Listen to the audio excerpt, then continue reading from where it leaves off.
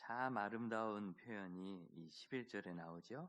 경우에 합당한 말은 아로새긴 은쟁반의 금사가니라. 우리 다 같이 한번 저를 따라해 볼까요? 경우에 합당한 말은 아로새긴 은쟁반의 금사관이라. 저보다 훌륭하십니다. 안 틀리고 하시네요. 저는 더듬었는데 참 멋있는 표현이죠. 아로새긴 은쟁반이라는 이 히브리어 표현은 세공한 은이란 뜻입니다. 그래서 쟁반 위에 사과를 바친 그런 뭐 간식 같은 느낌이 아니라 금 사과를 조각을 했어요. 그런데 그 밑에 장식을 은으로 밑에 딱 한 그런 예술품 모양입니다. 뭐 이런 예술품을 먹을 것으로 하나 그럴지 모르지만 혹시 타이완에 가시게 되면 모든 타이완 가는 사람들이 다 들리는 국립중앙박물관이 있어요. 5,000년 중국 역사의 제일 귀중한 보물이라는 게 거기 다 모여 있는데 뭐 국보 1호인가 2호인가 하는 게 뭐냐면 비취를 깎아서 만든 배추입니다. 배추가 국보거든요. 그리고 뭐 사과는 뭐 특보죠. 예, 그 충분히 그래요. 그래서 이건 예술품에 대한 이야기입니다. 아름다운 예술품을 조각하는 방법은 뭐냐면 경우에 합당한 말을 하는 겁니다. 제가 일부 예배 설교를 할 때 들으면서 성도들의 얼굴이 자꾸 굳어져서 제가 혼이 다 나갔어요. 죄를 짓는 것 같고 죄책감 불러일으키는 것 같고 그러려고 한 게 아니거든요. 그래서 2부에 부탁을 했더니 2부 성도들이 열심히 웃어주셨습니다. 여러분도 그렇게 해주시기를 부탁드립니다. 품이 있는 말이라는 이 표현이 나는 품이 없어라는 상대적인 박탈감이 오나 봐요. 여러분 다 기품 있게 생겼는데 어쩜 이렇게 마스크도 기품 있게 쓰셨는지 하얀 걸로 죄다 다 감한 것도 기품 있어요. 그런 거예요. 그럼 여러분 너무 마음에 부담 갖지 마시고 들으셨으면 좋겠어요. 한 20여 년 전에 제가 처음 들은 말인데 어느 선배 목사님이 하신 말씀입니다. 한국 교계의 중요한 어른이십니다. 그런데 한국 교회에 참 문제가 많은데 그렇죠. 지금도 참 문제가 많지 않습니까? 여러 가지 일들. 그런데 그 문제의 가장 크고 가장 중요하고 근원적인 일은 목회자들이 품위가 없다는 것이다 라고 말하셨어요. 저는 그 얘기에 정말 동의했습니다. 우리 목사들이, 우리 목회자들이 품위가 있어야 되는데 말하는 것도 그렇고 행동하는 것도 그렇고 추구하는 것도 그렇고 특히 작은 일들에 대해서 큰 거는 굉장히 대범하신데 별거 아닌 일들에 대해서 왜 이렇게 버럭버럭 하시는지 불끈불끈 하시고 그런 좀 고민을 많이 해봤어요. 뭐 제가 잘한다는 이야기가 아니라 저도 거기로부터 자유롭지 못합니다.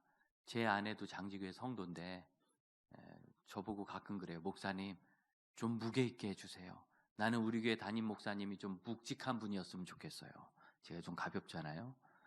그래서 다른 이야기는 제가 뭐 들어도 별로 그렇게 신용도 안 하는데 성도가 이런 목사를 원한다는데 그건 제가 마음에 참 찔렸어요. 더구나 남편이 담임 목사라 다른 교회로 옮기지도 못하는데 담임 목사가 저 모양이면 어떡하냐 뭐 그런 거죠. 그래서 제가 그걸 참 지켜보려고 애쓰는데 제 성격이 좀 경망스러워서 그런지 잘 안 돼요.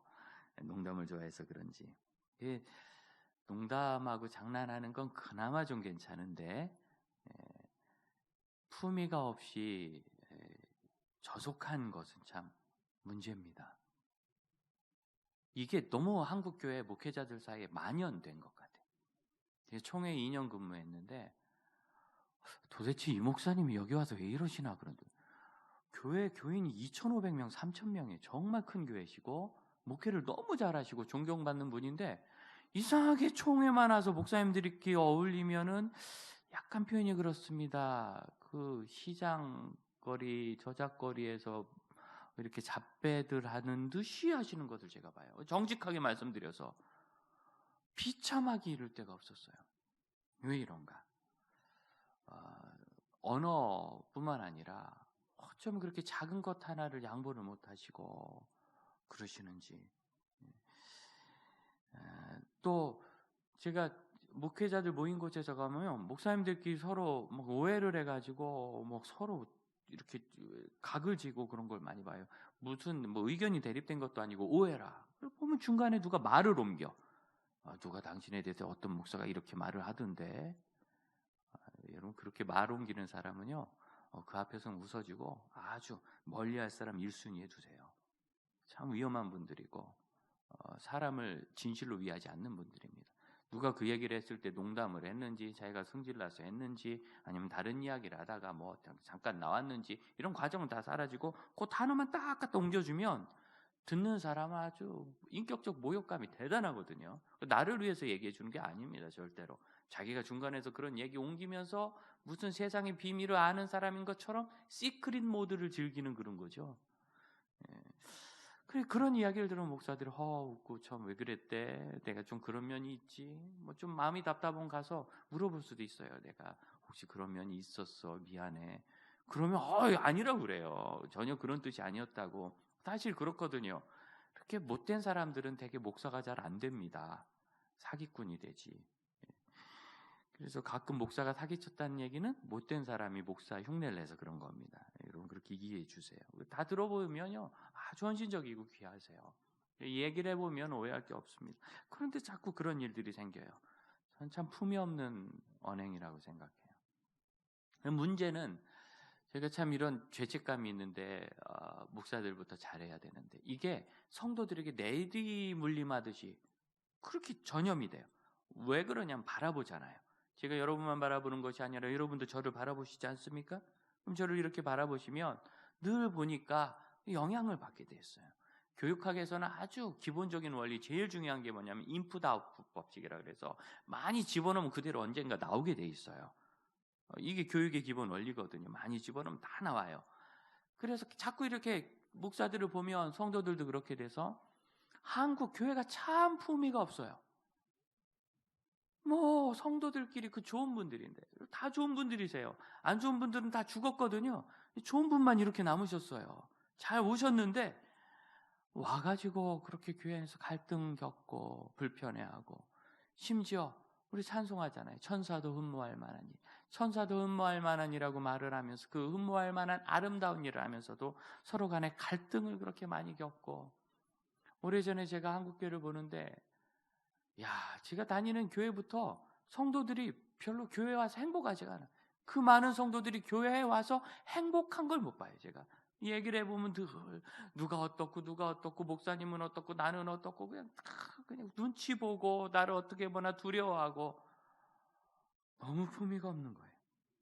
교회도 그렇고 이래서 결국 공동체로 이어졌어요. 공동체도 행복하지가 않은 거예요. 자, 드디어 여러분도 얼굴이 이렇게 굳어지기 시작하네요. 제가 1부 예배 마치고 굉장히 결심했어요. 이 시점에서 이 얘기를 꼭 하겠다. 딱 이쯤에서 굳어지더라고요. 여러분 죄책감 느낄 필요도 없고 비참한 마음 가지실 필요도 없고요.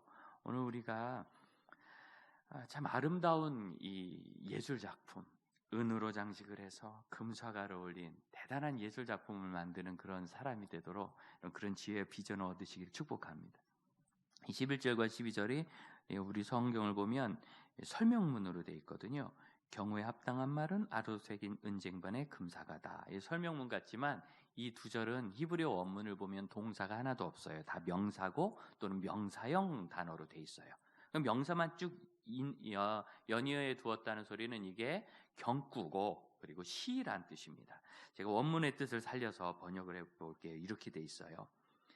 은으로 장식한 금 사과 작품, 상황에 합당하게 맞춰 한 말, 금고리와 순금으로 된 아름다운 장식품, 청종하는 사람의 귀에 적절하게 한 지혜로운 사람의 책망, 이런 뜻입니다. 좀 느낌이 오십니까? 이 문장 자체가 아름다운 예술이에요. 참 좋은 말로 돼 있고 그렇습니다. 이 말은 말인데 상황에 합당하게 하면 그것이 예술이라는 거예요. 상황에 합당한 것. 또 책망, 슬기로운 사람이 하는 책망은 얼마나 중요합니까? 그 사람이 슬기로우니까 진짜 필요한 말을 지혜롭게 잘하겠죠. 그러니까 우리가 듣는 사람 입장에서는 저분이 저렇게 말씀하시면 내가 더 들어야 되겠다 이렇게 생각해야 될 거예요. 그런데 본문은 말하는 사람의 입장에서 하는 거예요. 그 사람이 과연 들을 준비가 되었나? 그 사람이 과연 이 이야기를 들을 준비가 되었나? 들을 준비가 되어 있지 않은 사람에게 하는 이야기는 대부분 튕겨져 나오고 감정을 상하게 하고 분노를 일으킵니다. 어디 가면 알 수 있어요? 대다수의 우리 부모님들께서 자녀들에게 하는 얘기가 그래요. 아이들은 아직 들을 준비가 되어 있지 않은데 그걸 막 하는 거죠. 음식을 들어도 한국 사람은 국물을 한 숟갈 딱 먹고 그 다음에 밥을 먹어야죠. 그래야지 좋아요. 서양 사람들은 뭐 습이나 이런 전체를 주고 먹을 걸 주더라고요. 하루 3번이나 먹는 밥을 먹어도 이 먹으려면 뭐 준비를 해야 되는 건데 그럼 책망은 얼마나 불편하고 어려운 겁니까? 이걸 아무 준비 없이 한다. 이건 재앙이에요.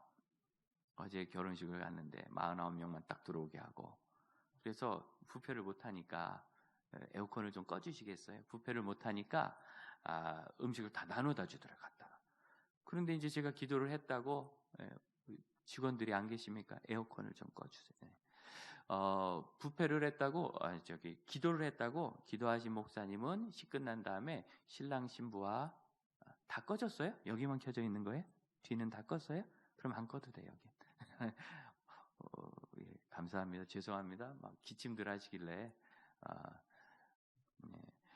그래서 기도하신 목사님은 식사를 하신 다음에 사진을 찍은 다음에 식사를 해주세요. 그리고 저는 밥 못 먹고 이제 계속 기다리고 있는데 뭐 어디 그런가요?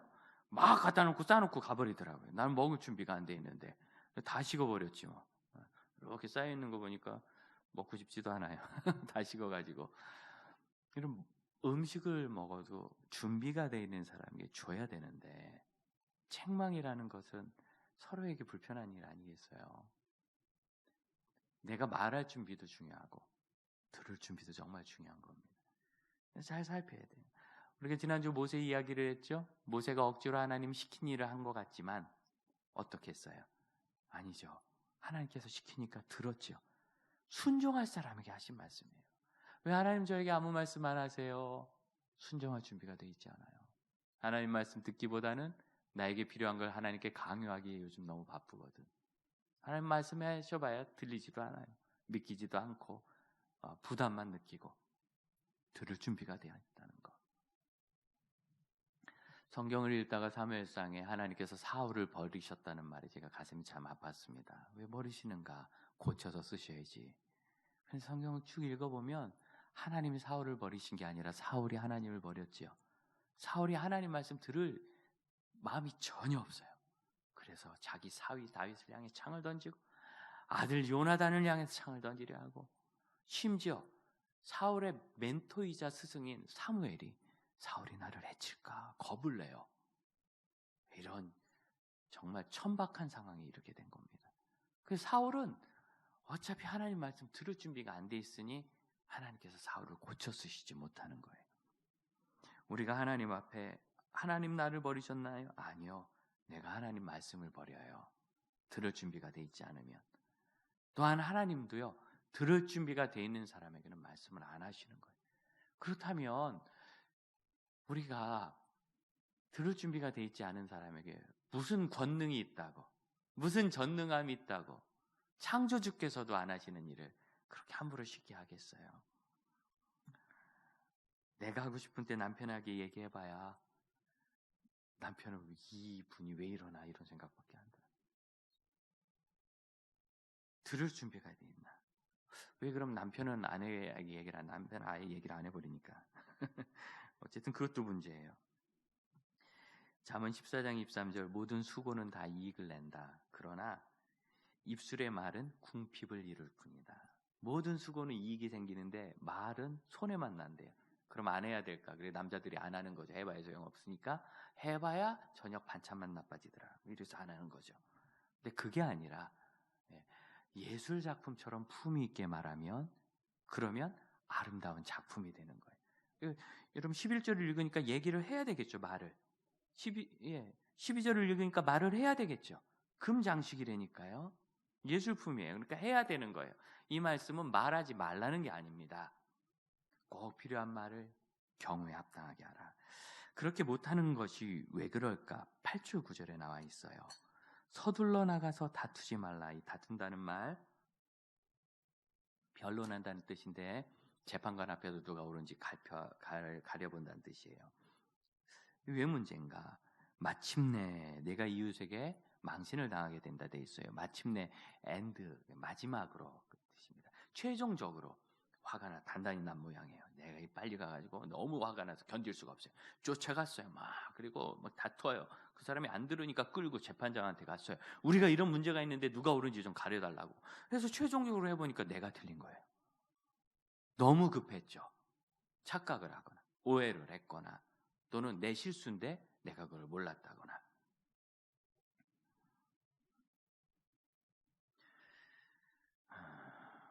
그래서 급하면 안 돼요. 알아봐야죠.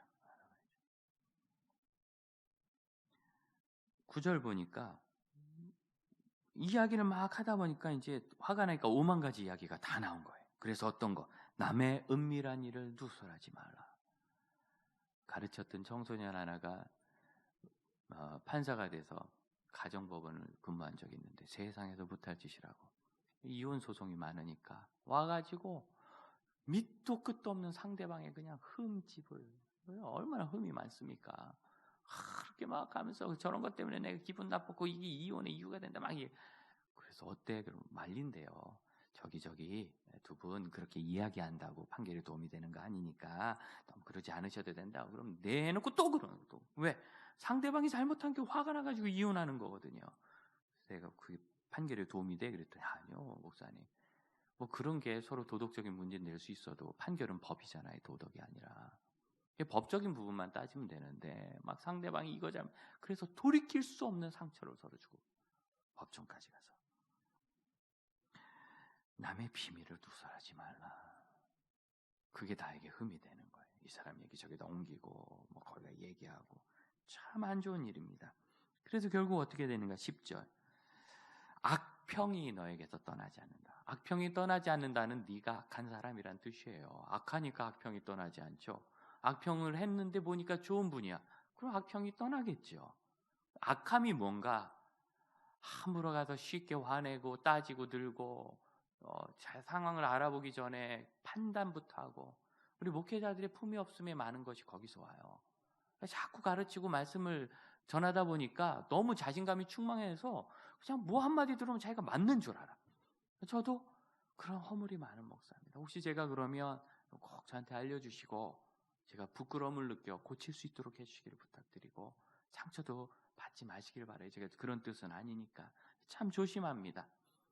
우리 후배 한 분이 동해역을 한 적이 있는데 그분이 뭐 이런 실수를 한다 이렇게 잘못한다는 얘기를 저한테 들린 거예요. 여러 번이었어요. 그래서 제가 좀 화가 났어요. 그래서 전사님 이렇게 했다면서요. 그랬더니 이분이 네 그런데요 목사님 이래서 이렇게 했어요. 이 이야기를 하는데 어떤 건 맞고 어떤 건 그분의 판단이 틀려요.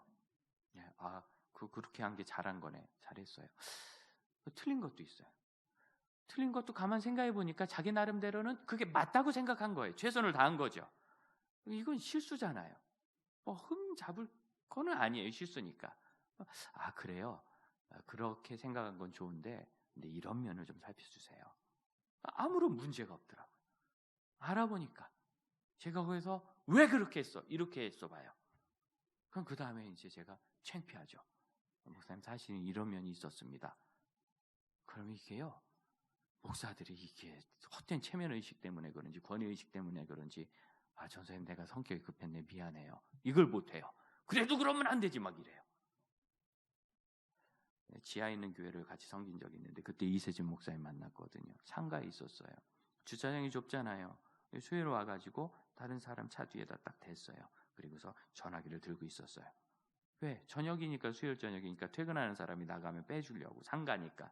이렇게 했는데 한참 설교 듣고 있는데 누가 내려왔어요. 내려와서 찾아요. 그래서 제가 얼른 나가서 뒤에서 무슨 일로 오셨냐 그랬더니 몇 번 차 주인이 여기 있냐고. 제 차예요. 제 차라고 그랬더니 이분이 왜 전화를 안 받느냐고. 그래서 제가 손에 들고 있었는데 전화가 온 적이 없네 그랬더니 자기가 막 몇 번 아니냐 틀렸어.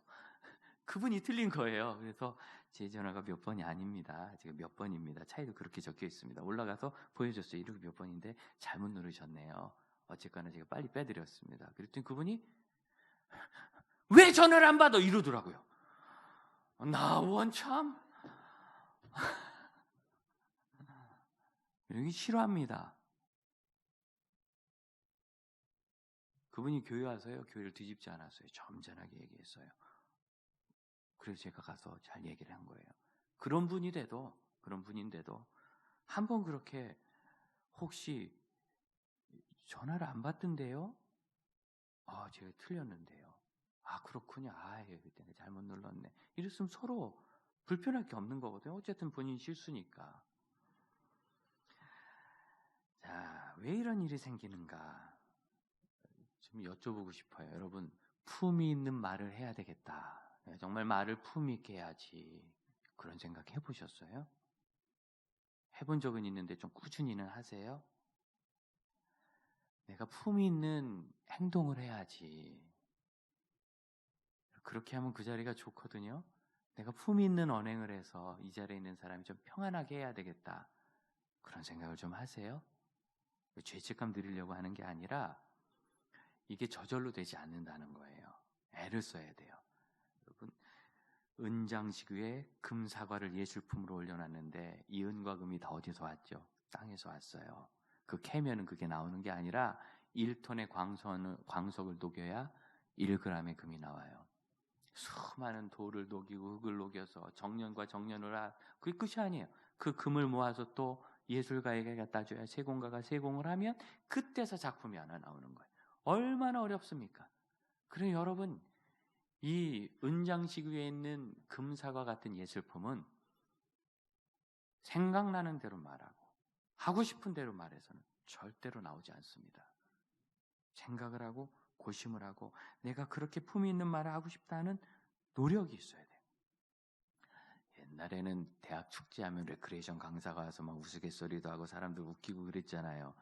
저도 그분들 하는데 참 분위기가 좋아서 앞으로 교회 목회를 할 때 우리 성도들이 이렇게 재밌었으면 좋겠다는 마음으로 배우고 싶어가지고요. 맨 앞자리에서 녹음도 하고 기록도 하고 하면서 열심히 들었어요. 몇 번 듣는 동안 저도 많이 웃긴 했는데 좀 불편한 걸 계속 보게 됐어요.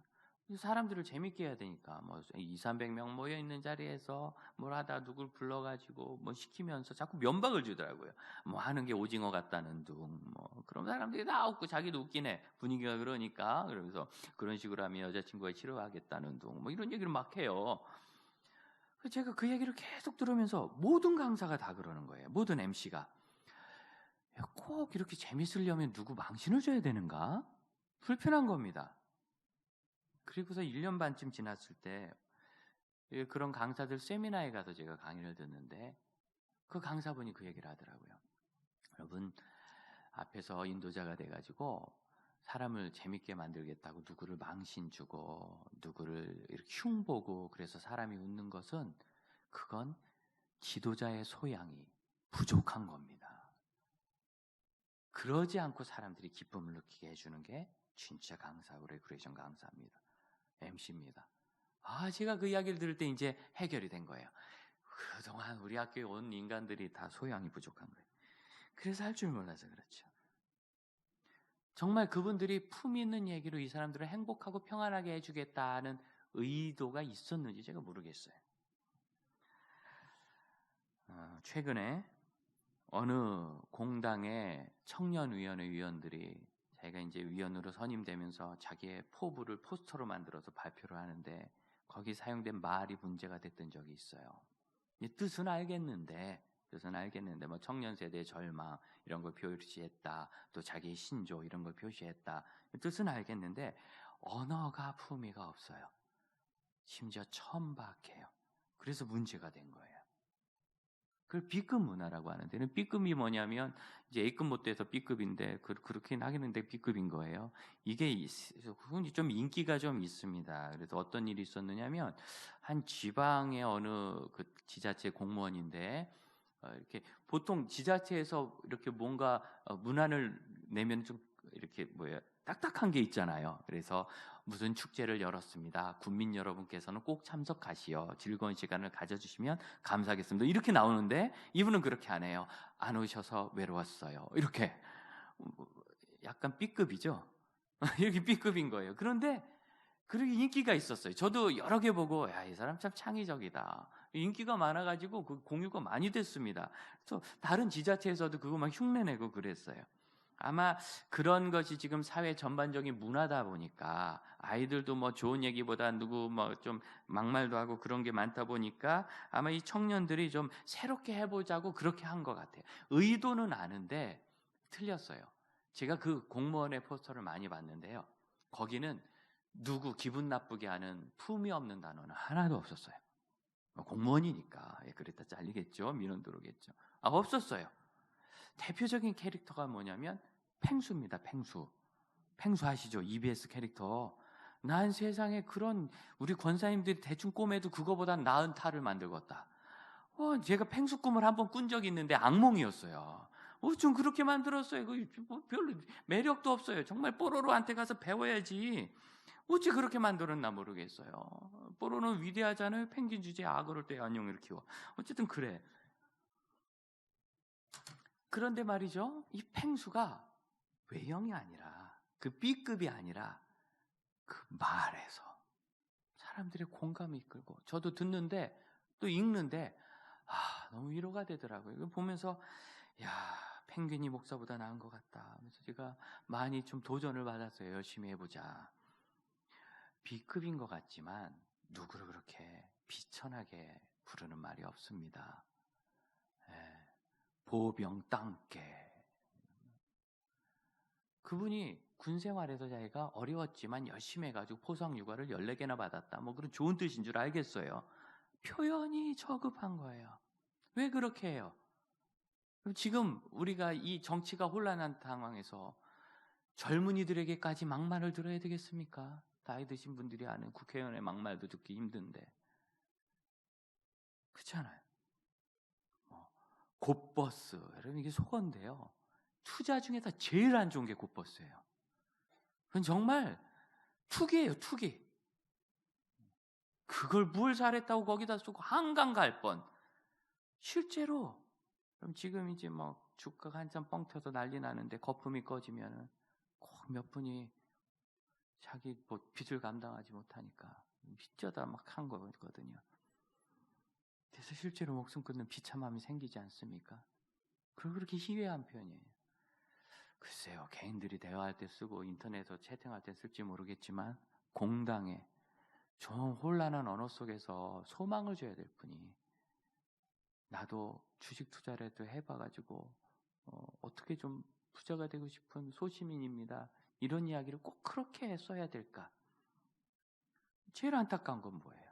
그렇게 얘기해가지고 야단을 맞아서 이제 다들 그냥 안 하겠다 그랬죠. 그랬더니 뭐 말을 실수하긴 했지만 이게 그럴 일이냐, 죽을 죄를 진 것도 아닌데 미안하다고 하네요. 국민들께서 젊은 당원들에게 기대하시는 것을 저희가 못 살폈습니다. 이게 기분 아닌가요? 전 답답한 말도 봤어요. 하나님의 통치가 임하는 나라, 자유보수 정신의 대한민국. 이 말은 우리들끼리 좋은 말이에요. 하나님의 나라, 하나님 통치가 임하는 나라. 우리 표현입니다. 좋은 말입니다. 하지만 여러분 이게 불신자들에게는 어떤 느낌이겠어요? 잘 모르시겠죠? 들어보세요. 알라가 다스리는 나라 느낌이 어떠세요? 테러 일어날 것 같지 않아요? 이슬람이 그런 종교는 아닙니다. 하지만 우리가 듣는 이슬람은 누구 죽였다, 어디서 폭탄 던졌다, 마음에도 좀 모욕했다고 신문사를 폭파시키고 사람이 20명씩 죽었다, 뭐 이런 기사만 잔뜩 보잖아요. 그래서 이슬람 그러면 뭐 참 품어야 되지만 이슬람 나라 그럼 다 히잡 쓰고 다닐 것 같고 마음이 답답한 거예요. 여러분 지금 기독교가 좋은 일하는 게 잘 신문지상에 안 나오거든요. 거기다 하나님의 통치가 뭐 임하는 하나님 나라 그러면 불신자들은 야 얘가 뭐 정당 활동을 하면서 막 신탁을 받아가지고 새벽기도하다 막 나와가지고 사람들에게 강요할 것 같다. 뭐 신탁을 받아가지고 주일 예배 강행 뭐 이런 거 할 것 같다. 코로나가 3급인데 뭐 이런 느낌을 갖는 거거든요. 이 전형적으로 듣는 사람의 입장을 전혀 생각해보지 못한다. 그래서 예수 전당 불신지옥 여기다 써붙이고 불신지옥 외치고 다니면 안 되는 겁니다. 그건 맞는 얘기죠. 불신지옥이니까. 하지만 그걸 듣는 사람들은 무슨 느낌이겠어요? 저것들은 자기만 옳다 그래. 지금 우리가 늘 듣는 얘기잖아요. 차라리 앞에다 하나님 당신을 사랑하십니다. 힘내세요 하고 그 시간에 길가에 있는 노인들 식사라도 한 끼 섬겨보세요. 그 만배 효과 있지 않겠어요? 복음이란 건 듣는 사람의 입장인 겁니다. 우리가 가진 하고 싶은 얘기가 아니라 언어가 미끄러진다는 표현이 있어요. 나는 이런 뜻으로 얘기했는데 전혀 그 뜻에 도달하지 못하고 엉뚱한 결과를 가져오는 거죠. 대표적으로 미끄러진 표현 같아요. 목사님 딸이니까 자기 평생의 소망대로 하나님 뜻이 나에게 있어서 하나님 뜻 뭐 정의롭고 공평하고 네가 희생하고 겸손하고 낮아지고 봉사하는 것 참 좋죠. 나쁜 게 하나도 없어요. 하나님의 통치는. 하지만 듣는 사람은 그렇지 않았던 거예요. 참 안타까운 일입니다. 소통장치가 안 돼요. 그래서 경우에 합당한 게 정말 중요해요. 20절 보세요. 20절. 같이 한번 읽어볼까요? 시작.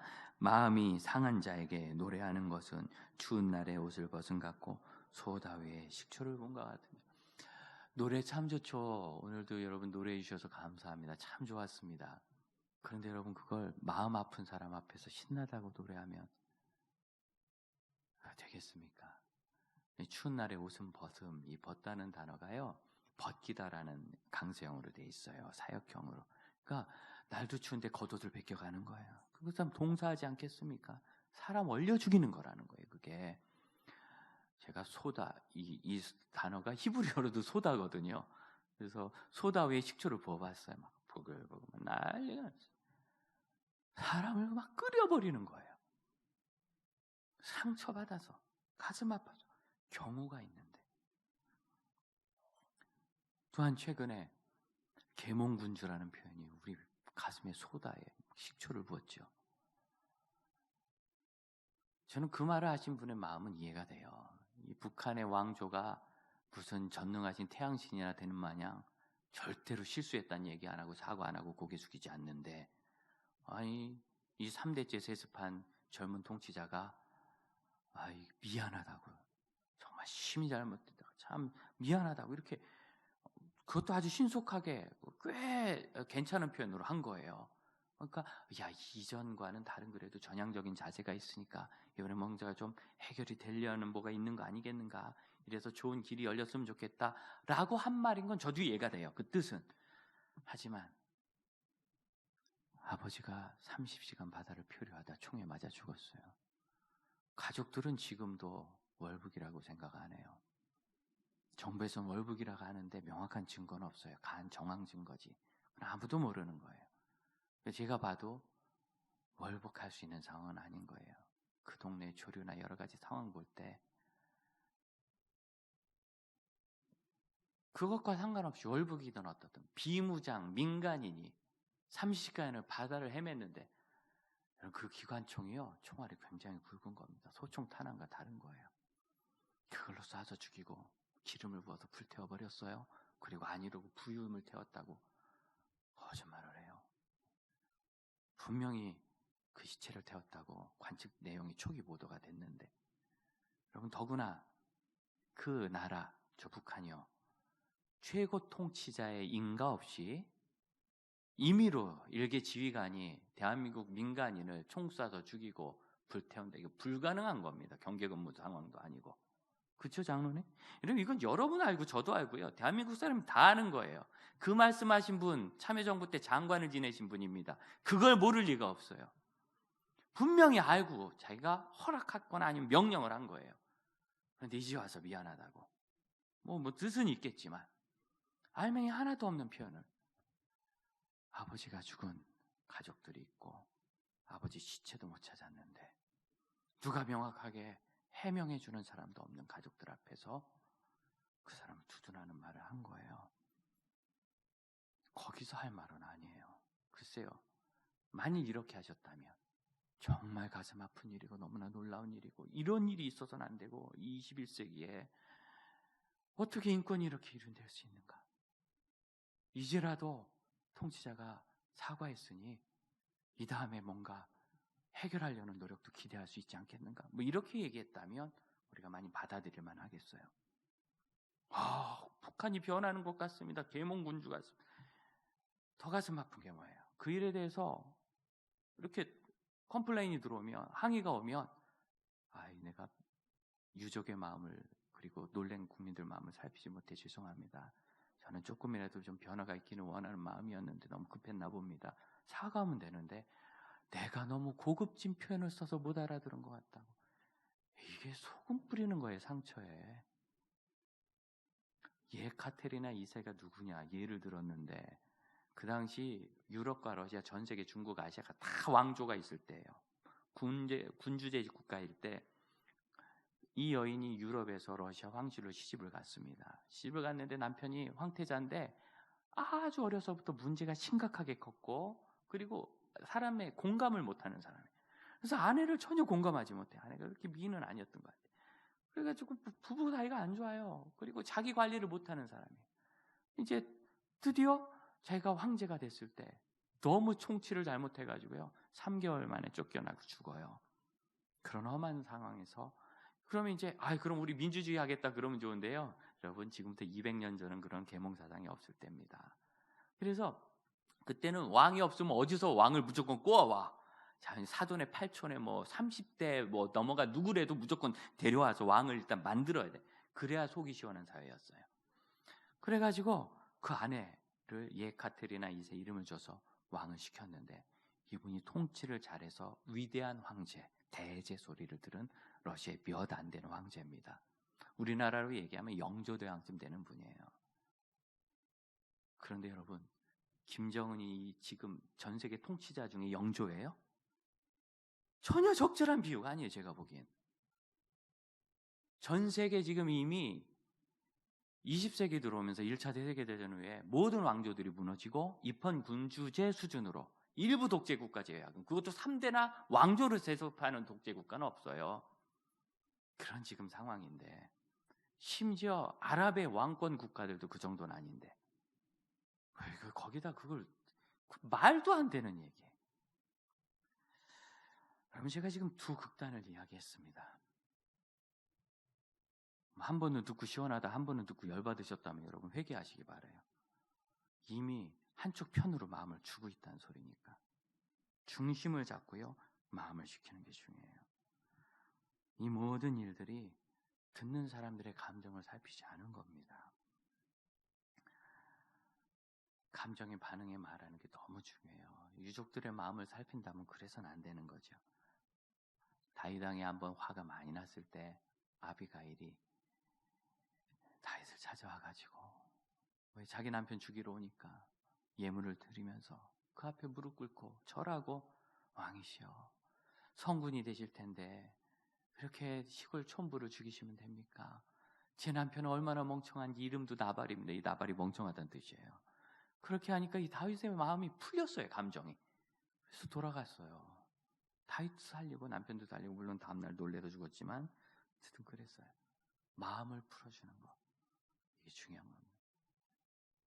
제가 이제 다 건강해져서 말씀드리는데 지난주에 처음에 10년 만에 우리 교회 와서 일부 예배 마치고 갑자기 장염이 심하게 와가지고 엄청나게 토했어요. 내가 이렇게 많이 토해 본 적이 있나 싶게 많이 토하고 나니까 막 핑핑 도는데 그래도 이 영상 예배 시대에 그냥 일부 예배 때 예배한 거 영상 잘라서 보내서 문제겠어요. 하지만 이렇게 어려운 때 내가 강단 꼭 지키고 싶다는 결심이 있어서 4부까지 설교를 했습니다. 하나님 은혜로 잘했습니다.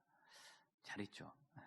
근데 이 이야기를 이제 어느 권사님이 딸들에게 해준 거예요.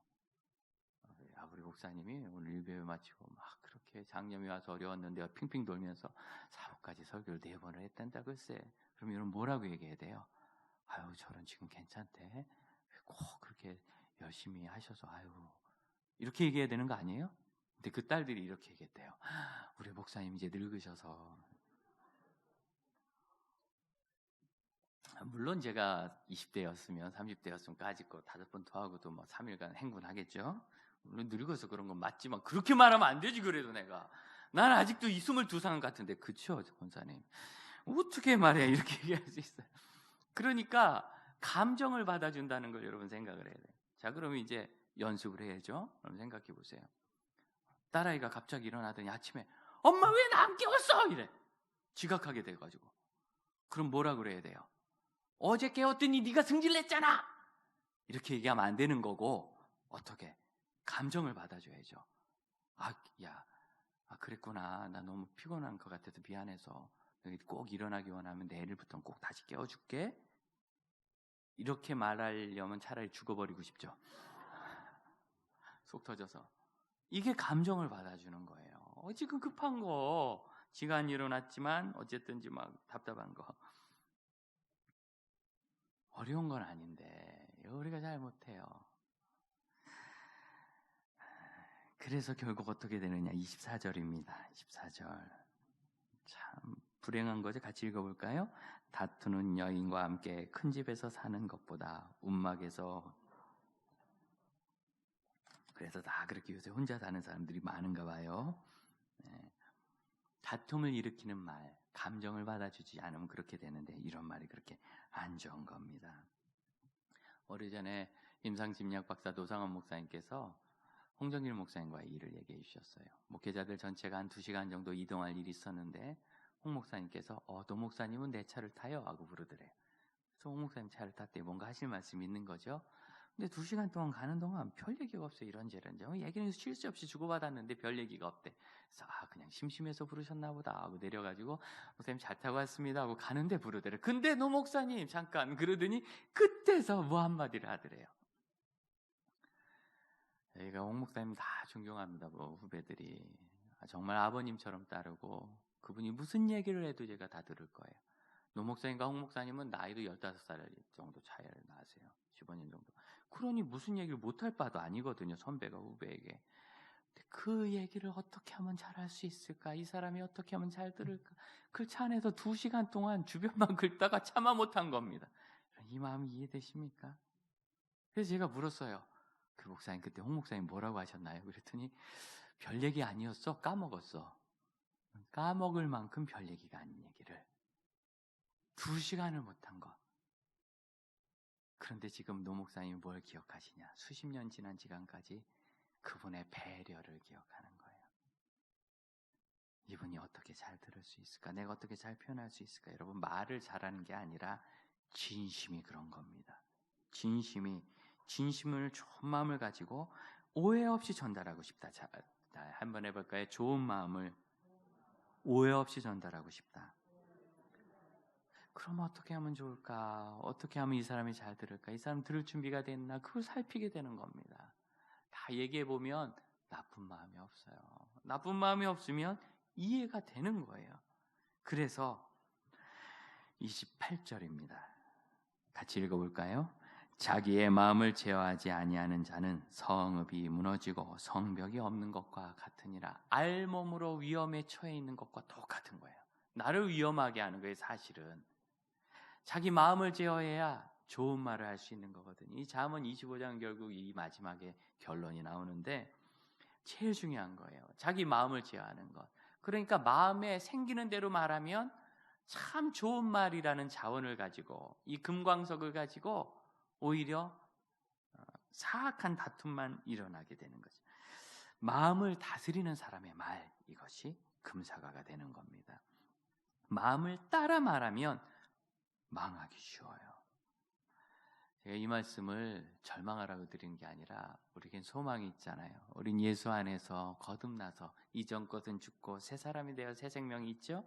성령께서 늘 우리 안에서 우리의 교사가 되셔서 인도하시죠. 그럼 우리는 얼마든지 품위 있는 말을 할 수 있고 품위 있는 행동을 할 수 있는 사람이에요. 그러니 여러분 그 상황에서 어떤 이야기를 할지 잘 보셔야 돼요. 나는 그냥 좋은 뜻으로 좀 교훈을 받으라고 한 얘기인데 그게 칼이 돼서 나에게 온다니까요. 나를 해치는 말이 돼요. 저는 개인적으로 그렇습니다.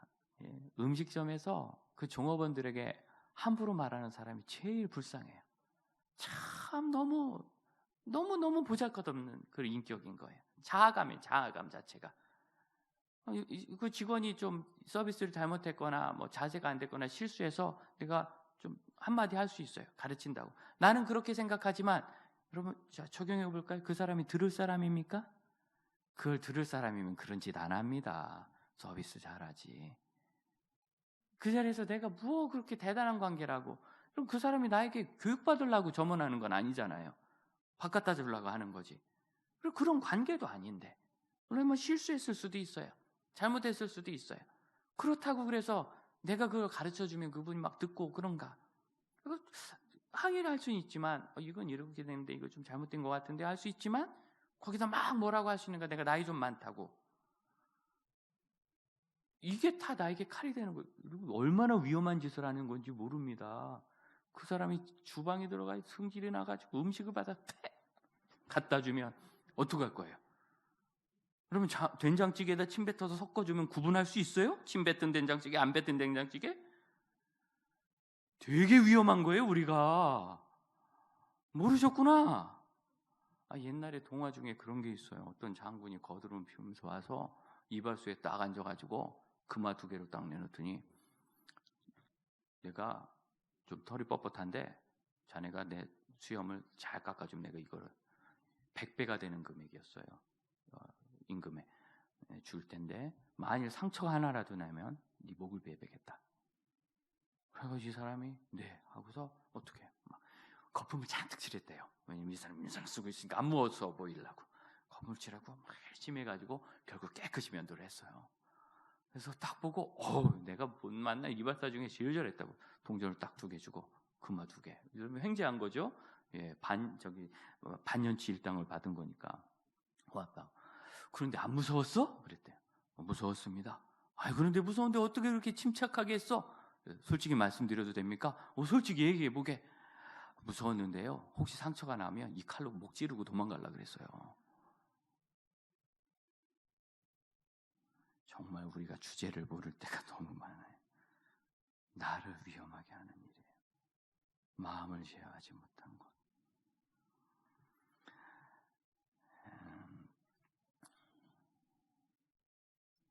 어떠시겠어요? 경우에 합당한 말.